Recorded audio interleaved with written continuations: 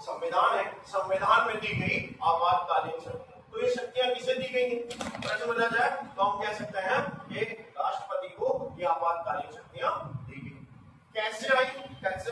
एक बेसिक से सारी चीजों को धीरे धीरे कंप्लीट करने की कोशिश करते हैं। ठीक है, इमरजेंसी पावर जो है हम लोग बात कर रहे हैं राष्ट्रपति की आपातकालीन शक्तियों के संदर्भ में। राष्ट्रपति की आपातकालीन, ठीक है, शक्तियां। अच्छा, एक बात सब तो ध्यान जहां पर अभी ये पिछले दिनों से साल 2 साल से कालीन शब्द आया तो ठीक है, इसका रिलेवेंस किस टर्म्स में मिलता है? कालीन का मिर्जापुर, भदोही, ठीक है, भदोही। उत्तर प्रदेश के एग्जाम में भी ये बातचीत आई हुई है, अभी पुलिस के एग्जाम में जो आउट हो गया था, ठीक है, वहां पर भी और हम क्लास में पढ़ सकते हैं।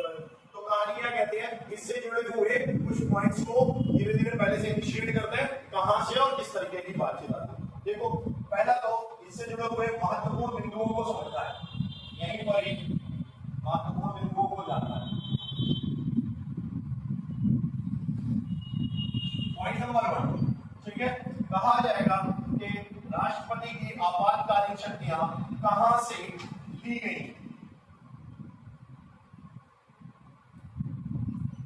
ठीक है, तो इसका सीधा आंसर जाता है, सीधा आंसर कहां जाएगा?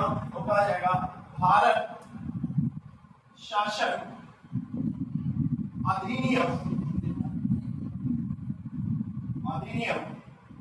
1935, गवर्नमेंट ऑफ इंडिया एक्ट 1935 से इमरजेंसी पावर ली गई। इतनी बात समझ में आ गई? आया ना?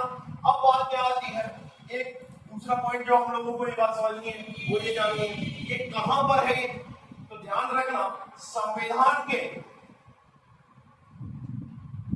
भाग 18 में part 18 of Indian constitution, part 18 of Indian constitution, ठीक है, वो रिलेट करता है किससे? Emergency power of president. अगली बात जो यहां पर हमें जाननी है और समझनी चाहिए वो ये, वो क्या आती है? अनुच्छेद कहां से कहां तक? अनुच्छेद 352 से 360 तक, ठीक है, रिलेट कर रहे हैं इमरजेंसी पावर से। किससे रिलेट करते हैं? भारत में राष्ट्रपति की आपातकालीन शक्तियों। अगली कॉन्सेप्ट आती है, ठीक है, आपातकाल लगाने का या ये जो शक्तियां हैं इन्हें देने का उद्देश्य क्या है? ठीक है, उद्देश्य क्या है? तो अगर हमें उद्देश्य की कॉन्सेप्ट में समझना है और जानना है तो हम कैसे कह सकते हैं? भारत की एकता, अखंडता, एकता, अखंडता, संप्रभुता तथा लोकतंत्र को खतरा होने पर केंद्र सरकार को विशेष शक्तियां प्रदान करती हैं।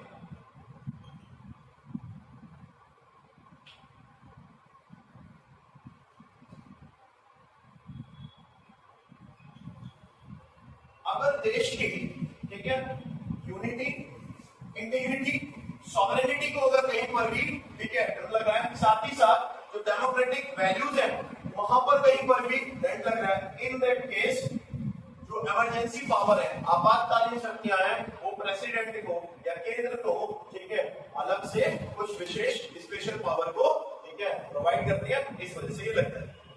इतनी बात समझ में आ रही है? अब इस वाले चैप्टर में हम पढ़ेंगे कैसे।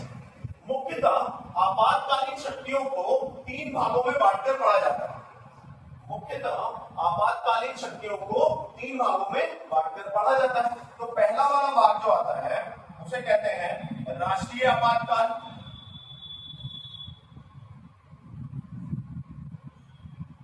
राष्ट्रीय आपातकाल, इसे आप, ठीक है, नेशनल इमरजेंसी क्यों ठीक है रूप में जानते हो, सुनते हो।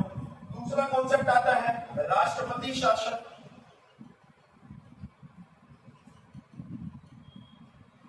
प्रेसिडेंट रूल, ठीक है। तीसरी बात जो आती है वो होता है वित्तीय आपातकाल।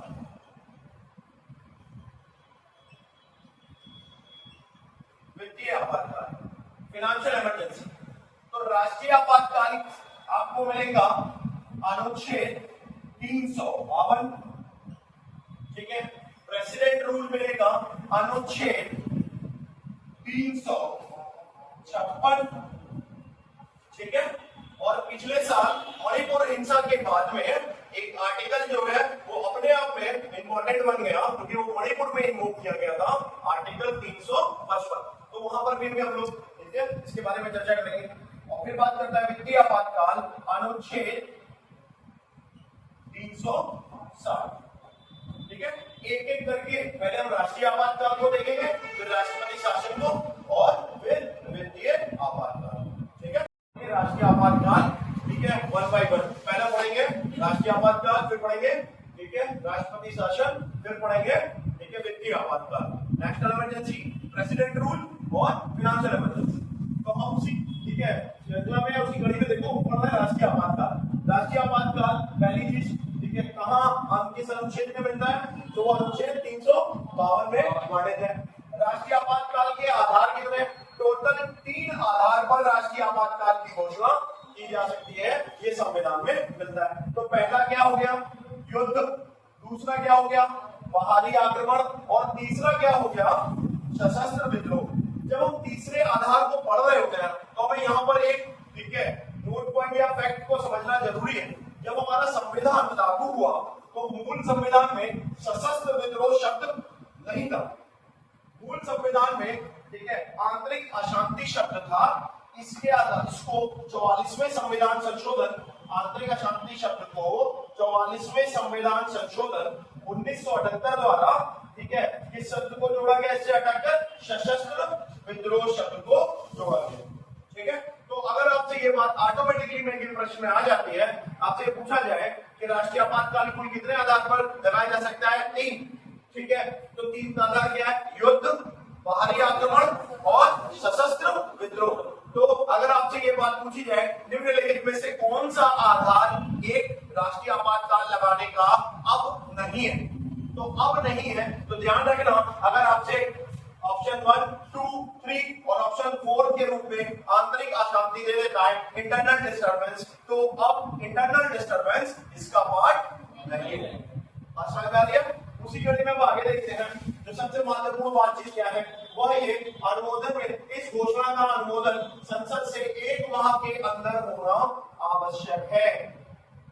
इसका अर्थ को समझो, यदि राष्ट्रपति आपातकाल की घोषणा करते हैं, ओके, और वो घोषणा के बाद राष्ट्रीय आपातकाल लग जाता है, ओके, और संसद इसको 1 महीने के अंदर इस आपातकाल को अनुमोदित नहीं करती, अनुमोदित का एक सीधा सा मतलब समझो, समर्थन नहीं करती, तो राष्ट्रीय आपातकाल 1 महीने के अंदर ही खत्म हो जाए। यदि संसद इसका अनुमोदन कर देती है, स्वीकृति या समर्थन कर देती है, तो इस राष्ट्रीय आपातकाल को, ठीक है, 6 महीने के लिए रह सकता है, लगाया जा सकता है। और अगला पॉइंट ये कहता है कि 6-6 महीने करके इसको आगे बढ़ाया जा सकता है। क्या इसकी कोई बहुत अधिक लिमिट है, कोई समय सीमा है? तो इसकी कोई समय सीमा का वर्णन नहीं मिलता, मतलब मैक्सिमम टाइम फ्रेम का कोई वर्णन नहीं मिलता, ठीक है। राष्ट्रीय आपातकाल के दौरान लोकसभा का कार्यकाल बढ़ाया जा सकता है, ठीक है। कैसे, ये अभी हम लोग देखेंगे। इसका सीधा सा आंसर ये कि राष्ट्रीय आपातकाल के दौरान जब लोकसभा का कार्यकाल बढ़ाया जा सकता है, और आपसे पूछे कैसे, तो ध्यान रखना, एक बार में 1 वर्ष के लिए। कैसे का अर्थ क्या होगा, एक बार में 1 वर्ष के लिए लोकसभा का कार्यकाल बढ़ाया जा सकता है। जब, ठीक है, युद्ध या बाहरी आक्रमण के बेस पर, ठीक है, आपातकाल की घोषणा होगी, तो उसे हम लोग क्या कहेंगे, बाहरी आपातकाल। क्या कहेंगे, बाहरी आपातकाल। और जब, ठीक है, आपातकाल की घोषणा आंतरिक अशांति या सशस्त्र विद्रोह के आधार पर की जाएगी, ठीक ठीक है, तो हम उसे क्या कहेंगे, आंतरिक आपातकाल। ठीक है, यहां पर एक चीज जो याद रखना, जब आपातकाल की घोषणा, आंतरिक अशांति का कॉन्सेप्ट यहां पर आ जाएगा। ठीक है, वर्तमान में क्या होगा, सशस्त्र विद्रोह। ये ठीक है, बात पूरी तरह से सही। तो क्या अब आंतरिक अशांति के आधार पर आपातकाल लगाया जा सकता है? नहीं। बात समझ में आ रही है? हाँ या ना? ये बात क्लियर है? ओके, कौन से मौलिक कर्तव्य कहां पर ठीक है निलंबित किए जा सकते हैं और उनके अलग अलग क्या प्रभाव है, उनके बारे में देख रहे हैं। जल्दी मार्च 1977 तक ठीक है आंतरिक अशांति के आधार पर राष्ट्रपति ने राष्ट्रीय आपातकाल की घोषणा की थी। यहीं पर ही दो तथ्यों को समझ लो। राष्ट्रपति कौन थे उस समय के, अगर हम बात करें राष्ट्रपति कौन थे, फखरुद्दीन अली अहमद। ठीक है, उन्होंने ठीक है राष्ट्रीय आपातकाल की घोषणा की थी। तो प्रधानमंत्री कौन थे उस समय की, प्रधानमंत्री थी ठीक है श्रीमती इंदिरा गांधी, जिन्हें हम आयरन लेडी ऑफ इंडिया भी कहते हैं। ठीक है, तो ये दोनों पॉइंट भी यहाँ पर ही समझने की जरूरत है। एक और बात जो यहीं पर ही समझने की जरूरत है, इसी आपातकाल के दौरान लोकसभा का कार्यकाल एक वर्ष के लिए 2 बार बढ़ाया गया। भारतीय गणतंत्र या लोकतंत्र के इतिहास में ये ऐसा अपने आप में एक महत्वपूर्ण उदाहरण मिलता है, जब 1975 में लगाई गई ठीक है इमरजेंसी के दौरान लोकसभा का कार्यकाल एक वर्ष करके 2 बार बढ़ाया गया। ठीक है, अब हम आगे यहाँ पर क्या देख रहे हैं, कुछ राष्ट्रीय आपातकाल से जुड़े हुए तथ्य। तो पहला तथ्य ये कहता है कि मिनर्वा मिल ठीक है वाद 1980 में सुप्रीम कोर्ट ने ये कहा है कि राष्ट्रीय आपातकाल की घोषणा को न्यायालय में चुनौती दी जा सकती है। सुप्रीम कोर्ट ने मिनर्वा मिल केस में ये बात कही है। दूसरा तथ्य क्या कहता है, 44वें संविधान संशोधन द्वारा यह प्रावधान किया गया कि राष्ट्रीय आपातकाल अब तब तक नहीं लगाया जा सकता, घोषणा नहीं की जा सकती, जब तक संघ का मंत्रिमंडल अर्थात केंद्रीय मंत्रिमंडल इस पर राष्ट्रपति पे लिखित सिफारिश ना करे। बात समझ में आ रहा है? याद रखना, यह प्रावधान आंतरिक अशांति पर लगाए गए राष्ट्रीय आपातकाल के बाद में किया गया। अनुच्छेद 358 के अंतर्गत ये कहा गया कि अनुच्छेद 19 में दी गई ठीक है 6 स्वतंत्रताएं ठीक है स्वतः ही निलंबित हो जाएंगी जैसे ही राष्ट्रीय आपातकाल लगाया जाएगा, उसकी घोषणा होगी। अनुच्छेद 359 का प्रयोग करके राष्ट्रपति ठीक है किसी भी अनुच्छेद को निलंबित करने की घोषणा कर सकते हैं, लेकिन यहाँ पर ध्यान रखना सिर्फ 2 ही अनुच्छेद ऐसे हैं जो कभी भी निलंबित नहीं होते। तो मैंने यहाँ पर साफ साफ मेंशन किया है अनुच्छेद 20 और 21 को छोड़कर। ठीक है, अनुच्छेद 359 का प्रयोग करके राष्ट्रपति अनुच्छेद 20 और 21 को छोड़कर किसी भी अनुच्छेद को निलंबित करने की घोषणा कर सकते हैं। आखिरी पॉइंट क्या कहता है, संसद को राज्य सूची के विषय पर कानून बनाने की शक्ति प्राप्त हो जाती है। राज्य सूची के विषय पर कानून कौन बनाएगा, राज्य का विधानमंडल। लेकिन यहाँ पर राष्ट्रीय आपातकाल की घोषणा के दौरान संसद को राष्ट्रीय या राज्य सूची के विषय पर कानून बनाने की शक्ति प्राप्त हो जाती है।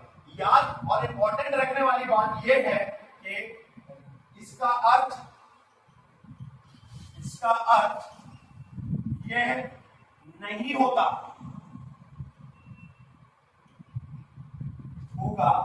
कि राज्य सरकार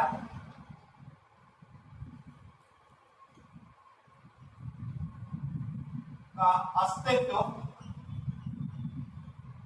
समाप्त हो जाएगा।